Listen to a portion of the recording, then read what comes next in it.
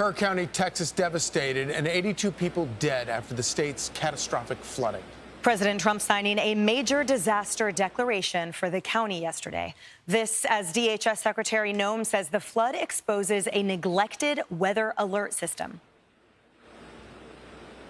Let's bring in the Secretary of Homeland Security, Kristi Noem. Madam Secretary, can you give us a little lay of the land right here? What do you see that the folks here on the ground need? What resources and what can we learn from this tragedy? Well, this is a horrific situation, Lawrence. I mean, you're seeing it firsthand today. I was there on Saturday and spent my time with the governor and the emergency management responders and a lot of the families that have been impacted. Some of the parents of those kiddos at Camp Mystic as well. It was absolutely devastating. So we responded immediately as soon as the request came in with Coast Guard assets, with Customs and Border Protection assets that were specially trained for these kind of rescue missions. Also, FEMA has been activated and at an enhanced level. The partnership between the federal government and the state and those local officials is very tight and working hard to make sure that we're bringing some relief to these families and finding people and reuniting people with victims of this flood as soon as possible. But it is, make no mistake, how tragic this situation is. And the president is fully engaged and willing to do all that he can to help the people of Texas through this, because it is a national situation that everybody's hearts are just broken over. It really is. Madam Secretary, you had over the weekend said that there were some reforms needed for the emergency notification system. Can you be more specific about what those upgrades need to be? Well, when I got there on Saturday, one of the number one questions we got asked was, we were notified, but we only had a couple hours of notice before this flash flood came. Was the National Weather Service proactive? What was the process that was followed? And the National Weather Service did send out notifications, gave as much time as they could with the tools that they have. And we actually had staff on the ground that was more than would have been in the past because of the holiday vacation. But frankly, the National Weather Service under President Trump has been working to put in new technology and a new system because it's been neglected for years. It's an ancient system that needed to be upgraded. And so President Trump recognized that right away and got to work on it when he came into office in January. But that installation is not complete and that technology isn't fully installed, but the alerts went out. We can continue to learn from every single situation, but know that during these times when we are trying to help people heal from situations like this, the best thing to do is to look and see how we can help and how we can walk alongside people and get them some relief, make sure that we're doing all that we can to be more proactive in the future, but get through this terrible time right now as well. Sure. But was there any specific breakdown in this particular case that we should know about?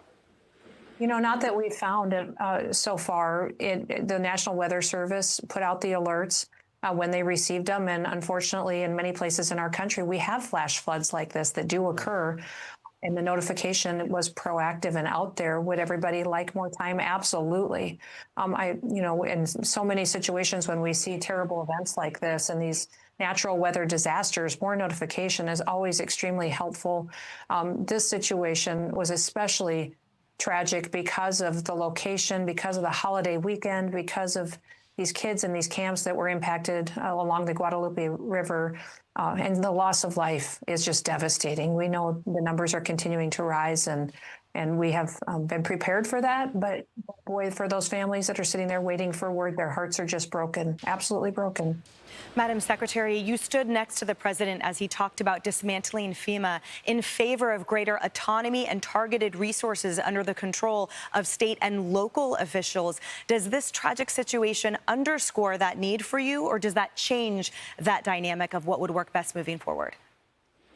I think what we've seen here is exactly what President Trump has envisioned for FEMA, is immediately allowing the state to do the response and supporting them in every way that they can. So this response was driven by Governor Abbott and his emergency management director and the local officials that were on the ground. And we were immediately there to fill in the gaps where they needed and to give them their disaster declaration as soon as possible, which happened almost immediately as soon as the governor asked. That's the FEMA and how it should operate, rather than how it operated under the Biden administration and previous administrations, where it was slow to respond, slow to get resources there. We already have emergency response teams on the ground that have been there from the very beginning. And then we want to empower the states to do the response that's necessary to best serve their people. So, the FEMA that President Trump wants in place is one that takes care of people, but also empowers those people who live in those communities that know how best to respond to have the authority to do so. Yeah, real quickly, Madam Secretary, I still can't get over the 45 minutes. I mean, from alert, 45 minutes to respond to the high level of water.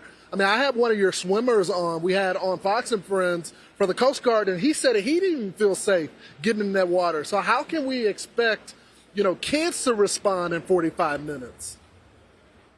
Yeah, I can't get over it either, Lawrence. I mean, I really can't wrap my head around it. The alerts went out several hours in advance, but the rise in the level of water and how quickly that happened just really was unprecedented for this area, how quickly it happened in that alert and what those individuals had to do to get to safety and what those counselors and camp directors tried to do to get those girls to safety was absolutely unbelievable. Hugging those parents on Saturday as they were looking for their children.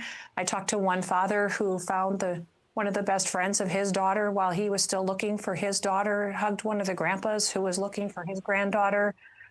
Yesterday, Franklin Graham and I had a call and a prayer and shared some scriptures with families at a church that were still waiting to find their loved ones and spent some time visiting with them and talking to them about this difficult situation. It really is unbelievable, the tragedy that we are seeing. And my hope and prayer is that we can find and unify these people with their family members as soon as possible.